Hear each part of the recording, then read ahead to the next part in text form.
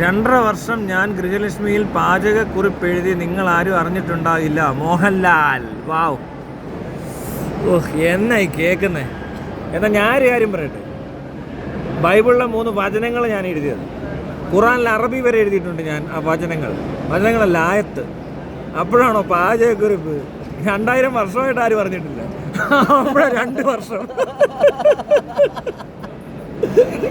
ഇതാ ഞാൻ പറഞ്ഞ ഒരു കാര്യം. മാത്രമല്ല, ഇത് കൊള്ളാവുന്ന എഴുത്തുമല്ലായിരുന്നെങ്കിൽ ഈ സാധനം നമ്മൾ അറിഞ്ഞേനല്ലോ. പിന്നില്ല, എല്ലാരും അറിയില്ലേ കൊള്ളാവുന്ന എഴുത്തായിരുന്നെങ്കിൽ. ഇതിപ്പോ ആരും അറിഞ്ഞിട്ടില്ലെന്ന് പുള്ളി പണ്ട് വേറെ സാധനം ഉണ്ടോ. പുള്ളി പണ്ട് മറ്റേ പത്മരാജനോട് പുള്ളിയുടെ പേരിൽ ഒരു പുസ്തകം എഴുതി തരാമോ എന്ന് ചോദിച്ച ആളാ.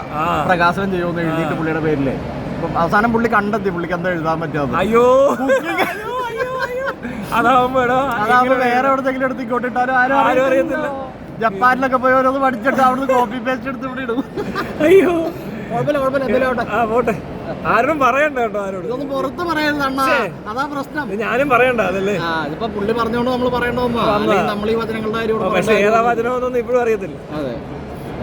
അതെ, ബൈബിളിലും ഉണ്ട്, ഖുറാനിലും ഉണ്ട്.